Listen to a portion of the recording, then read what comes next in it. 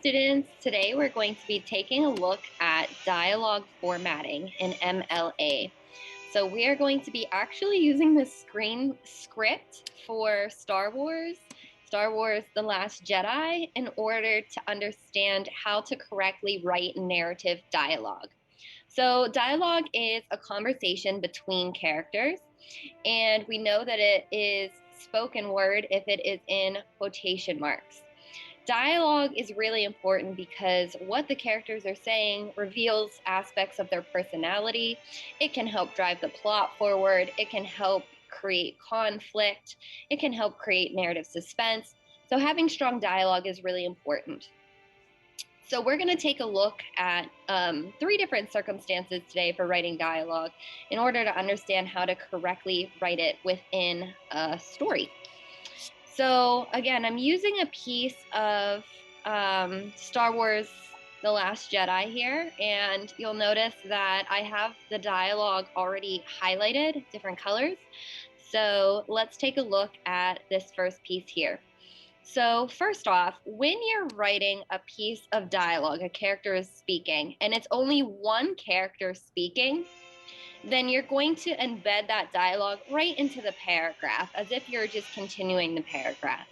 Here's an example of one person speaking and the dialogue being embedded into the one paragraph.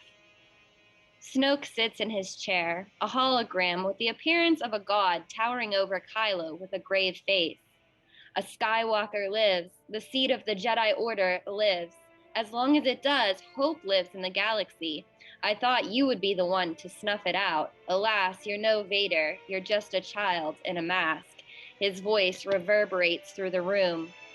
Kylo, in his temporary defeat, and now burning with a newfound rage to prove Snoke wrong, to live up to expectation, walks out without a word. Okay, so the first thing we've learned is when you have one person speaking, you just embed the dialogue straight into the paragraph. The next thing we're going to learn here is if you are adding your own words after the dialogue to describe how it was said, his voice reverberates through the room, or he said, or she exclaimed, or he shouted. Whenever you have your own words after the dialogue to say how it was said, you're going to be ending the dialogue in here with a comma. Okay? With a comma.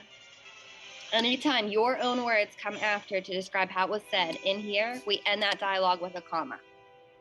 Okay. So let's take a look at the same situation without my own words at the end. So let's say we have, again, one character who's speaking. You embed that dialogue straight into the paragraph. And let's take a look at what we do when we don't have our own words after explaining how it was said. In the elevator, Kylo Ren lets out a breath. Then he turns to his mask. He proceeds to bang it against the wall. He pauses. The camera zoomed in on his eyes. He proceeds with destroying his mask. The elevator opens, revealing 2 officers. Prepare my ship. Okay. Here, Kylo Ren is saying something. It's very obvious that he's the one saying something. I didn't add my own words after to describe how it was said. So when you have a piece of dialogue that you are just throwing in there without your own words are wrapped around it, then you're going to end it with a period inside, just like this. Okay, so let's touch back on what we've learned. When you have one character speaking in a paragraph, you just keep the dialogue within the paragraph. You don't do anything special. If you have your own words after or before in order to help explain how something was said, then you end the dialogue with a comma. If you don't have your own words around the dialogue to help explain how it was said, then you end the dialogue with a period.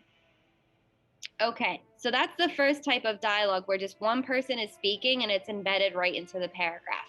There's another kind, and the other kind is when you have an exchange between 2 or more people.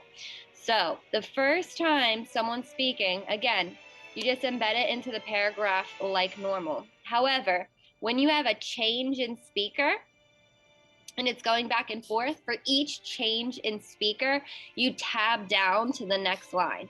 And notice that there's no indentation here. So it's just flush up against the left-hand side of the page, and you're just tabbing down each time a new character is saying something, or if the other character is responding to the first one. So let's take a look at an example of that. Change scene.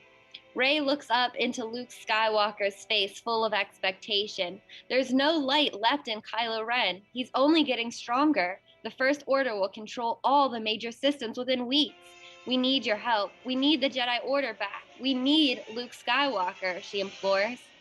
Now notice, this is the first time someone's speaking, so I have it embedded right into the paragraph. I added my own words afterwards to help explain how it was said. So inside that dialogue, I end with a comma. Now I have a change in speaker. Luke Skywalker is going to say something. So I tab down to the next line to show a change in speaker. You don't need Luke Skywalker, he replies. Okay, again, I have my own words after the dialogue, so inside here, I end with a comma. Now I'm switching characters speaking. It's going back to Rey, so I tab down to the next line. Did you hear a word I just said? Okay, here I don't have some of my own words afterwards explaining how it was said, so I keep the regular punctuation. So that would be a period, but in this case, it's a question, so I'm going to have a question mark. Now I'm going back to Luke Skywalker talking, so I'm tabbing down to the next line. You think what? I'm gonna walk out with a laser sword and face down the whole First Order? What did you think was going to happen here? You think that I came to the most unfindable place in the galaxy for no reason at all? Go away, he retorts. Okay, again, I'm ending with my own description of how it was said, he's retorting. So in here, I'm ending with a comma. Okay, and that's all you need to know about writing dialogue. So again, let's do a quick review. When one character is speaking, you embed that dialogue into the paragraph. If you're ending the dialogue with your own description of how it was said, inside the quotation mark, you end with a comma. If you're not adding your own description of how something was said at the end of the dialogue, then you end with a period. Anytime you have a change in speaker or a conversation going back and forth, you tab down to the next line to show the change in speaker. And that's it, folks. That's how you write dialogue correctly for a narrative, for a story. So hopefully this was helpful, and you are going to be practicing this formatting in your own writing. So give it a try, and happy writing. See ya.